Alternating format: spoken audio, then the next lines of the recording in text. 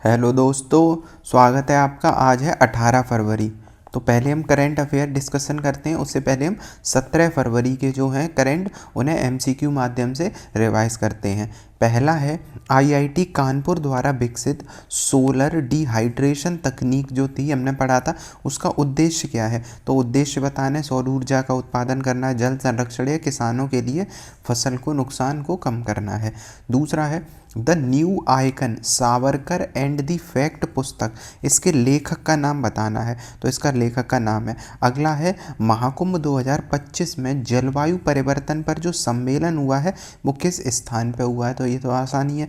अगला है, भारत का पहला सहकारिता विश्वविद्यालय ये कहाँ पे बनाया गया है। इस पर हमने कल डिस्कस किया था। सहकारिता विश्वविद्यालय एग्रीकल्चर, फिशरी, सारे जो कृषि से संबंधित जितने उद्योग होते हैं, जितनी चीज़ें होती हैं, उन सब पे रिसर्च भी करेगा, पढ़ाई भी। तो कहाँ पे ये बताना। उसके बाद काशी जो तमिल संगमम है, उसका तीसरा संस्करण इस बार चालू हुआ है, उसका उद्घाटन कहाँ पे किया गया है, तो ये देखना है। छठा है, 2024 में सबसे ज़्यादा कमाने वाले खिलाड़ी कौन है, ये बताना है। और ये किस टीम से खेलते हैं, ये भी बताना है। सातवां है, इंडियन ओशियन कॉन्फ्रेंस 2025 के बारे में। तो ये कहाँ पे आयोजित की गई है, तो इंडियन ओशियन कॉन्फ्रेंस है। इंडियन ओशियन कॉन्फ्रेंस क्या ये भारत में ही हुई है, या मालदीव में, या ओमान में, या इंडोनेशिया में, तो ये देखना है। काकोरी ट्रेन एक्शन की वर्षगांठ मनाई गई है। कौन सी भी वर्षगांठ इस बार मनाई गई है, और काकोरी घटना कब हुई थी, एक्शन ट्रेन एक्शन। नमा है, योगी को सम्मान जो है, भारतीय उत्तराखंड गौरव सम्मान, वो योगी जी को किस मतलब कब दिया गया है, तो किस लिए दिया गया है, तो ये बताना है, और किसने दिया है। तो इन सब के बारे में बताना है कि प्रदान किया है, किसने प्रदान किया है। पर्वतीय महासभा ने, रक्षा परिषद ने, नीति आयोग ने, या सांस्कृतिक संगठन ने। अब आज का देखते हैं करंट अफेयर्स। तो आज है 18 फरवरी।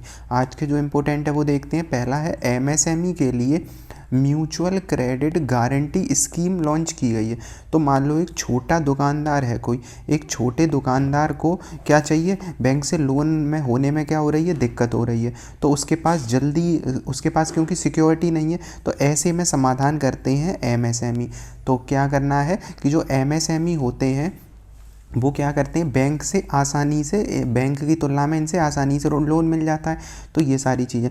तो क्रेडिट जो एमएसएमई के लिए म्यूचुअल क्रेडिट गारंटी स्कीम है, ये क्या करेगा, जो भी एमएसएमई के इंडस्ट्री होंगी, तो एमएसएमई के जो भी इंडस्ट्री होंगी, जो छोटे इंडस्ट्री होंगे, उन्हें जब लोन लेना होगा तो वो लोन बिना कोलेट्रल के मिल जाएगा। तो कुछ रखना नहीं है तो इसमें। तो इस योजना के तहत एमएसएमई को मशीनरी खरीदनी हो या उपकरण खरीदने हो, कुछ भी उनके धंधे में खरीदना हो, उसे बिना कोलेट्रल के 100 करोड़ रुपए तक का लोन मिलेगा। तो ये बताया गया। तो वो योजना का जो शुभारंभ हुआ है वो मुंबई में ये किया गया है। तो यही है कि म्यूचुअल क्रेडिट गारंटी स्कीम में क्या है, क्रेडिट गारंटी में क्रेडिट दिए जाएंगे 100 करोड़ तक के एमएसएमई को। उसके बाद है, एआई फॉर एंटरप्रेन्योरशिप प्रोग्राम। तो इसमें यही है कि 2025 लास्ट तक एआई 1 लाख युवाओं को एआई के रूप में सक्षम और स्किलफुल बना देना है। तो यही चीज़ है। इसमें तहत स्किल इंडिया, इंटेल, एनएसडीसी, इनके तहत कई के तहत क्या किया जाएगा, प्रमाण पत्र, सर्टिफिकेशन दिया जाएगा। तो एआई फॉर एंटरप्रेन्योरशिप का मतलब क्या है, एक प्रोग्राम लॉन्च किया गया है। उसके बाद है मत्स्य। मत्स्य 6000 जो है, तो ऐसा देखो कि मतलब समुद्र की गहराइयों में क्या इंसान जा सकते, तो बिल्कुल जा सकते। जैसे हम स्पेस क्राफ्ट हमें अंतरिक्ष में जाने के लिए चाहिए होता है, वैसे ही हमें एक क्राफ्ट चाहिए होता है जो सबमर्सिबल होता है, जो सबमरीन टाइप का होता है, वो चाहिए होता है समुद्र के अंदर जाने के लिए। क्यों, क्योंकि समुद्र में क्या है, समुद्र के अंदर काफ़ी खनिज संसाधन और इन सब की रिसर्च जो करनी होती है, उस रिसर्च के लिए क्या चाहिए, एक डीप मिशन चलाया गया है भारत का। इसका नाम है मत्स्य 6000, भारत का डीप ओशियन सबमर्सिबल है। तो ये 6000 मीटर, 6000 नाम क्यों है, 6000 मीटर मतलब 6 किलोमीटर नीचे तक जाएगा समुद्र के अंतर्गत। इसमें 3 वैज्ञानिकों को लेकर जाया जाएगा। ये जो बना हुआ है, किसका बना हुआ है, टाइटेनियम का। जो टाइटेनियम का बना हुआ है, मजबूत, ये कैप्सूल की तरह काम करेगा इसमें। तो ये हमने देखा, डीप सी मिशन के रूप में मत्स्य जाएगा। इसका क्या है, 2025 के अंत तक 500 मीटर की गहराई में पहले इसे भेजा जाएगा, अगला लक्ष्य। फिर बाद में धीमे धीमे करके इसे 6000 के नीचे तक जाएगा ये। तो पहले जो अभी जो लक्ष्य है, शुरुआत में क्योंकि अभी तो पहली बार जाएगा, तो 500 मीटर तक के सैलो वाटर में ही अभी ये टेस्ट किया जाएगा। तो ये मत्स्य। उसके बाद है पीएम आशा योजना। पीएम आशा योजना किसके लिए है? किसानों के न्यूनतम समर्थन मूल्य जो एमएसपी देना और कीमत स्थिरता बनाए रखना, ये है पीएम आशा योजना का विस्तार। तो इम्पोर्टेंट है ये PMAASA है, एक ASHA चलता है, ये क्या है AASHA। तो ये एमएसपी और किसानों की जो मूल्य होते हैं खेतीबाड़ी के वो स्थिर मूल्य करने हैं। आशा योजना जो है ये PM 15 में वित्त आयोग चक्र के तहत तो 2025-26 तक ये जारी रहेगा। जैसे उड़द हुआ, तुर हुआ, मसूर हुआ, इन सब की उत्पादन के बराबर 100% खरीद की गारंटी देगी सरकार। तो 100% जो दाल हैं उनका अगर वो नहीं रेट सही मिलते हैं तो सरकार 100% उन दालों को खरीद लेगी। तो ये देखा हमने। उसके बाद है फिलीपींस में तिरुवल्लुवर की प्रतिमा लगी है। तो फिलीपींस का अगर हम मैप देखें तो ये है फिलीपींस। तो भारत इधर है, भारत से जब हम चलेंगे तो इस एरिया में, और ये क्या है फिलीपींस है। जो इंडोनेशिया इधर है और ये वाला एरिया ताइवान का मिलेगा और ऊपर है जापान। तो याद रखना फिलीपींस, राजधानी है इसकी मनीला। अब बात करें जो प्रतिमा किसकी लगाई गई है, तिरुवल्लुवर की। तिरुवल्लुवर कौन है? तो तमिल संत हुआ करते थे, तमिल संत कवि दार्शनिक हुआ करते थे, तो इनकी है। और इनका जो ग्रंथ है तिरुवल्लुवर का, इसका नाम क्या है? तिरुकुरल। तो नाम ऐसा ही है तिरुकुरल। जो तिरुवल्लुवर है तो उनका ग्रंथ है तिरुकुरल नामक ग्रंथ की रचना की है। इसमें नैतिक दार्शनिक ग्रंथों में से ये माना जाता है। इसमें जो कुरल है मतलब इनमें कुरल है, कुरल मतलब दोहे हैं। तो असल में तिरुवल्लुवर की जो तिरुकुरल है, पूछा जाए कुरल का क्या मतलब है, तो कुरल का मतलब है 1330 इसमें दोहे लिखे गए हैं, उन्हें ही कहा जाता है कुरल। और वो सारी चीज़ों से संबंधित है, मतलब ऐसा नहीं कोई एक विषय पे, तो सब है। अब तिरुवल्लुवर की Gandhi, Tolstoy, Martin Luther king, ऐसे सब लोगों ने इनकी पहले प्रशंसा की है। तो ये देखा हमने। तो कहाँ पे ये तिरुवल्लुवर की प्रतिमा लगाई जा रही है? फिलीपींस में। तो फिलीपींस के गुल्लास कॉलेज ऑफ मेडिसिन है, वहाँ पे ये लगाई जा रही है। तो ये हमने देखा। उसके बाद मैप भी देख लिया, फिलीपींस ये है मनीला। उसके बाद दिल्ली में हरित क्षेत्र बढ़ाने के निर्देश दिए। तो सुप्रीम कोर्ट ने कह दिया है कि दिल्ली में क्या हो, जो ग्रीनरी वाला एरिया है, ग्रीन वो एरिया बढ़ा के पूरे एरिया में किया जाए। तो इसके लिए जिम्मेदारी दी गई है फॉरेस्ट रिसर्च इंस्टीट्यूट देहरादून को 1 महीने में योजना को कार्य योजना तैयार करना और वित्तीय आवश्यकताओं की रिपोर्ट प्रस्तुत करने को कहा गया है। किसे? फॉरेस्ट रिसर्च इंस्टीट्यूट, जो FRI है फॉरेस्ट रिसर्च का देहरादून में, उसे ये कहा गया है। तो वन विभाग को बढ़ावा देना है। उसके बाद इंडोनेशिया की भागीदारी की गई है। तो इंडोनेशिया में हमारी सेना गई है, किस लिए? कि इंडोनेशिया में एक नौसेना अभ्यास चल रहा है, वो है कोमोडो। तो भारत और इंडोनेशिया के बीच कौन सा? कोमोडो है। इस बार कहाँ हो रहा है? इंडोनेशिया में हो रहा है, फरवरी के बीच में, मतलब अभी ये चल ही रहा है। तो बाली इंडोनेशिया में है। बाली जो आइलैंड है वो कौन सा है? पहले सुमात्रा, फिर जावा, फिर बाली वाला छोटा सा था।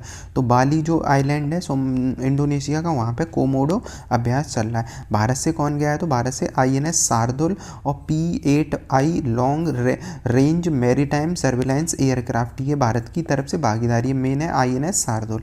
उसके बाद आइंस्टाइन रिंग के बारे में। तो आइंस्टाइन रिंग के बारे में एक बार हमने चर्चा की थी इसमें। तो जो ये इमेज दिख रही है ये यूरोपीय स्पेस एजेंसी है, उसके द्वारा ये ली गई है जो यूक्लिड टेलीस्कोप से। तो इसमें क्या है, आकाश गंगाओं के चारों ओर, जो आकाश गंगा है उसे उसके चारों ओर एक आइंस्टाइन रिंग की खोज की गई है। यह पृथ्वी से कितना 590 मिलियन प्रकाश वर्ष दूर है, जो लाइट ईयर होता है उससे इतना दूर है ये। अब महत्व क्या हो जाएगा इस आइंस्टाइन रिंग का? किसने खोजा? पहली बात तो यही है, जो यूरोपियन स्पेस एजेंसी है उसने। कौन सी टेलीस्कोप? यूक्लिड टेलीस्कोप है। अब इससे होगा क्या कि डार्क मैटर की उपस्थिति के संकेत देता है। अब ब्रह्मांड में क्या है, कुछ ऐसे मैटर हैं जिन्हें हम जानते नहीं हैं, उन्हें अभी नाम क्या दे रखा है? Dark matter. और जो एनर्जी वो काम करती है जिसे हम पहचान नहीं पाते, वो डार्क एनर्जी वैज्ञानिकों ने नाम दे दिए। तो ऐसे ही है, जब डार्क नाम लग जाता है तो उसके बारे में मतलब हमें नॉलेज कम होती है। ऐसे एक आता है डार्क इंटरनेट, तो ये सब है। तो दूरस्थ आकाशगंगाओं के अध्ययन में हमें इससे मदद मिलेगी। तो दुर्लभ जो आइंस्टाइन रिंग है अत्यधिक दुर्लभ और 1% से भी कम आकाशगंगाओं में ये पाई जाती है। पहली बार 1987 में इसकी खोज हुई थी। तो अगर हम कहें कि अगर ब्रह्मांड की बात करें तो ब्रह्मांड में चश्मे नुमा अगर जो आकृति ऐसी बन जाती है, चश्मे नुमा आकृति, तो ये क्या असल में ये अदृश्य चीज़ की मौजूदगी को साबित करता है, क्योंकि यहाँ कोई वैसा फॉर्म नहीं है जो मतलब धूल और ये सारी चीज़ें, ये अदृश्य चीज़ें हैं। तो इन्हें हम क्या कह देते हैं? Dark matter. तो ऐसी जब रिंग बन जाती है तो ये है, तो ये गैलेक्सी, ब्लैक होल उनके आसपास मिलता है। और ये गुरुत्वाकर्षण लेंस की तरह ये काम करता है, मतलब ये क्या कर रहा है, प्रकाश को मोड़ रहा है। ये लाइट है और लाइट यहाँ मुड़ी प्रतीत हो रही है तो रिंग बन जाती है, प्रकाश मुड़ जाता है। तो ये वाली चीज़ है, डार्क मैटर के मौजूदगी को ये साबित करता है। जो आइंस्टीन की थ्योरी है, थ्योरी ऑफ रिलेटिविटी, तो थ्योरी ऑफ रिलेटिविटी में यही चीज़ की गई बताई गई थी कि जो प्रकाश को है वो मुड़ जाता है। तो ये सारी चीज़ इसमें है। उसके बाद है स्पोर्ट स्टार एसेज अवार्ड 2025। तो फीमेल जो हैं स्पोर्ट्समैन, मतलब स्पोर्ट्स वुमेन वाले में, तो उन्हें मिला है मनु भाकर को शूटिंग के लिए, जो 2 ओलंपिक में उन्होंने पदक जीते पेरिस वाले। मेल को मिला है PR श्रीजेश, ये अपने कौन है, हॉकी के विकेट कीपर हुआ करते थे, अब तो संन्यास ले लिया। तो PR श्रीजेश, तो इन्हें मिला है हॉकी के लिए। तो इन्हें भी क्यों, बैक टू बैक ओलंपिक पदक जीतने वाली टीम का ये हिस्सा थे। तो मनु भाकर को फीमेल के लिए और मेल में PR श्रीजेश को मिला है। बाकी राष्ट्रीय टीम ऑफ द ईयर मिला है भारतीय पुरुष महिला शतरंज टीम को, क्योंकि इन्होंने 45वां चेस वाला था वो ओलंपियाड में स्वर्ण पदक जीता था। तो ये देखा हमने। उसके बाद है global tourism resilience day. Resilience का क्या, सतत विकास, मतलब ऐसा टूरिज्म को बढ़ावा देना है जो सतत विकास, आर्थिक वृद्धि, गरीबी उन्मूलन और रोजगार में सहायक हो। तो ग्लोबल टूरिज्म रेजिलियंस है। कब मनाया गया है ये दिवस, 17 फरवरी को मनाया जाता है। इस बार की थीम क्या थी, तो वही है 2027 को अंतर्राष्ट्रीय सतत और रेजिलियंट पर्यटन वर्ष के रूप में घोषित किया गया है। अगला अंतर्राष्ट्रीय बाल कैंसर दिवस है। 15 फरवरी को कैंसर दिवस के रूप में मनाया जाता है। बचपन से ही कैंसर के प्रति जागरूकता बढ़ाना, ये सब है। इसकी बार थीम इंपॉर्टेंट रहती है कैंसर दिवस की, इंस्पायरिंग एक्शन। तो कैंसर दिवस की थीम क्या है, इंस्पायरिंग एक्शन। कब मनाया जाता है, 15 फरवरी को मनाया जाता है। उसके बाद है यूनेस्को के बारे में। तो यूनेस्को कहाँ है, imagine a world with more women in science. एक इन्होंने अभियान शुरू किया, मतलब एक प्रोग्राम चलाया है यूनेस्को ने, imagine a world with more women in science, मतलब महिलाओं की साइंस वाले क्षेत्र में ज़्यादा वृद्धि करना है। तो यूनेस्को को हम जानते हैं ये United Nation Education Scientific Cultural Organization, स्थापना कब हुई थी, 1945 में हुई थी। विश्व धरोहर, संस्कृति, शिक्षा, विज्ञान, इन सब के लिए काम करता है। तो लक्ष्य महिलाओं की भागीदारी को बढ़ावा ना, और जो महिलाएं वैश्विक, अभी जो क्या होता है कि जो वैश्विक वैज्ञानिक समुदाय है उसमें महिला केवल 1/3 है, मतलब स्टेम क्षेत्र जो साइंस, टेक, इंजीनियरिंग, मैथ में महिलाओं की भागीदारी केवल 10% ही रहती है। तो महिलाएं साइंस वाले इस क्षेत्र में कम जाती, इस वजह से ये बढ़ावा देना है। अब अपने यहाँ एक एम जो और लगा है एक्स्ट्रा इंडिया में, तो इसका मतलब है मेडिकल क्षेत्र में भी महिलाओं का नामांकन तो 43% है। नामांकन मतलब एडमिशन पर जो वैज्ञानिकों की भागीदारी है वो केवल 18% है, और महिला रिसर्च एंड डेवलपमेंट 15% के से कम या उसके आसपास योगदान देती हैं। अगला है प्रफुल्ल मुखोपाध्याय का निधन हो गया है।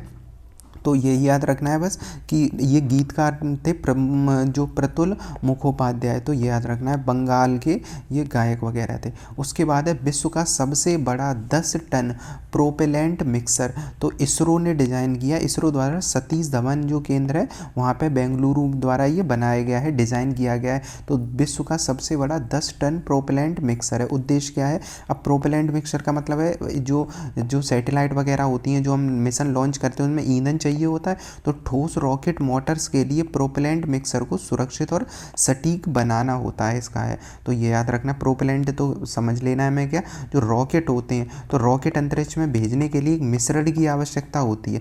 तो रॉकेट ऐसे ही तो नहीं चले जाएंगे कि ईंधन चाहिए, उसे ही कहते हैं प्रोपेलेंट मिक्सर। इसमें क्या होता है, द्रव होता है, मतलब लिक्विड होता है या गैसी रूप में हो सकता है, तो लिक्विड या गैस दोनों रूप में हो सकता है। इसमें ईंधन और ऑक्सीडाइजर का यूज़ किया जाता है, तो ईंधन और ऑक्सीडाइजर का इसमें यूज़ किया जाता है। इसरो ने अभी ये बनाया है, तो ये याद रखना है।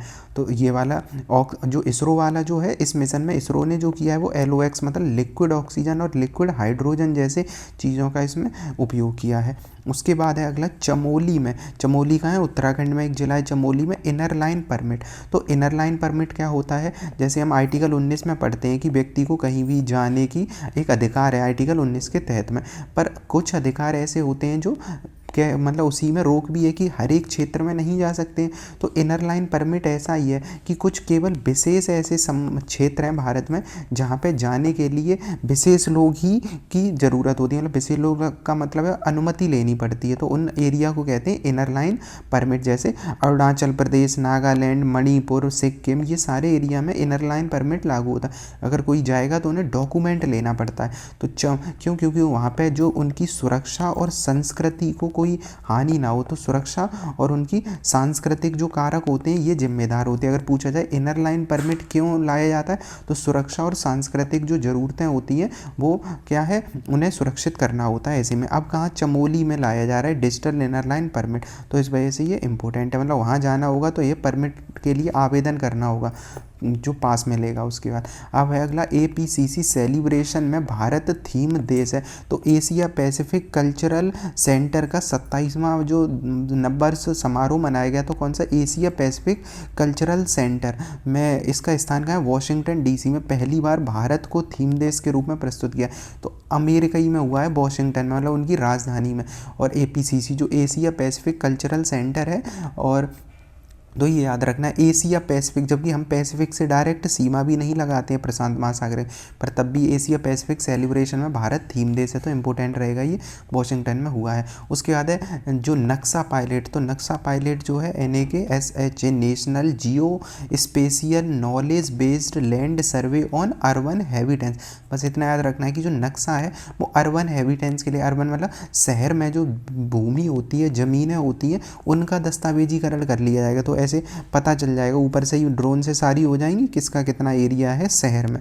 तो ये सारे काम इसके करने हैं। उसके बाद है महाकुंभ में 2025 में सफाई कर्मचारियों का रिकॉर्ड हुआ है। तो 300 सफाई कर्मचारियों ने नदी सफाई अभियान के लिए गिनीज वर्ल्ड रिकॉर्ड बनाया है। तो 300 सफाई कर्मियों ने। उसके बाद विभिन्न सफाई अभियान चल ही रहे हैं, तो गिनीज बुक रिकॉर्ड बन गया है। अगला है भारत और जापान के बीच एक सैन्य अभ्यास होता है, उसका नाम है धर्म गार्जियन। याद कैसे कर सकते हैं, भारतीय धर्म ही तो जापान में पहला है, क्योंकि जापान में बौद्ध धर्म माना जाता है।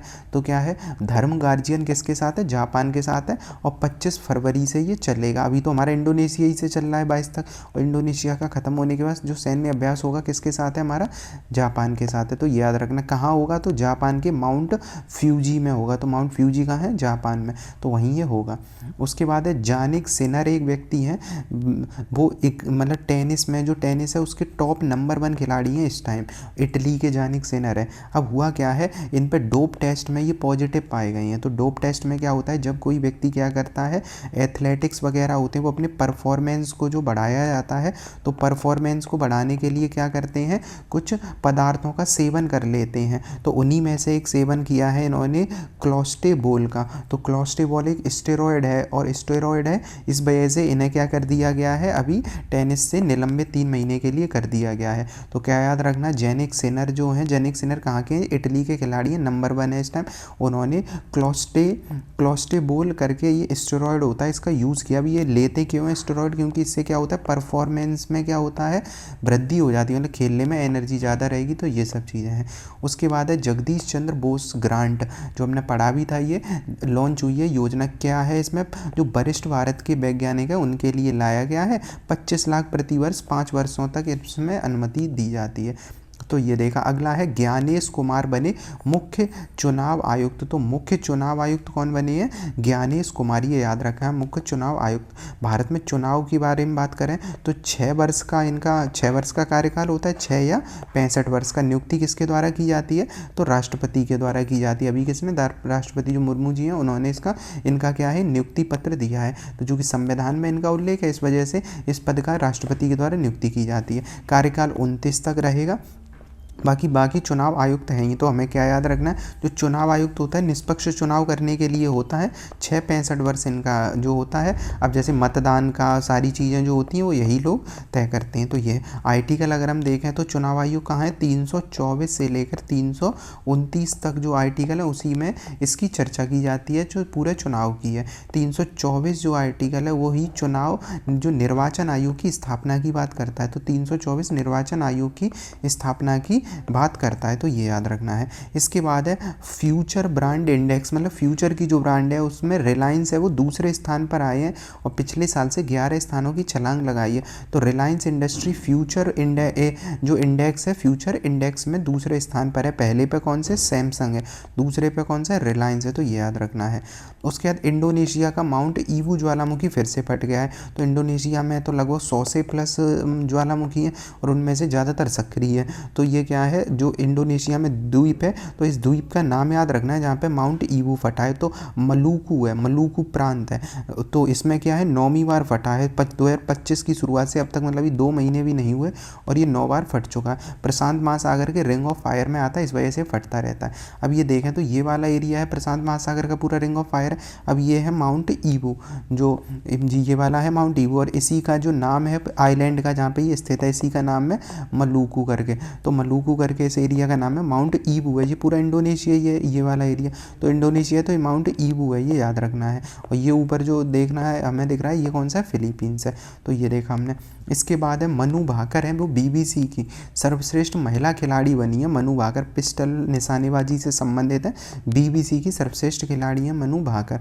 आज का जो आखिरी आर्टिकल है वो है विधानसभा की कार्रवाई को लेकर। तो उत्तर प्रदेश की विधानसभा की कार्रवाई होगी अब क्षेत्रीय भाषाओं में होगी, ऐसा कहा गया है। अब हिंदी के भी अवधी, ब्रज, भोजपुरी, बुंदेली, अंग्रेजी में भी होगी। तो ये सारी चीज़ें की गई हैं और ऐसा करने वाली देश की पहली विधानसभा उत्तर प्रदेश विधानसभा है जो ऐसा करेगी कि जो विधानसभा की कार्रवाई होंगी वो क्षेत्रीय भाषाओं में होंगी। तो ये याद रखना है, क्षेत्रीय भाषाओं में कहाँ पे हो रही है, भारत में हो रही है। वैसे अगर इसके बारे में आर्टिकल वगैरह देखें तो जो भाषा वगैरह का आर्टिकल है, जैसे 301, 45 आर्टिकल है, 345, 346, ये सब भाषा से ही संबंधित है।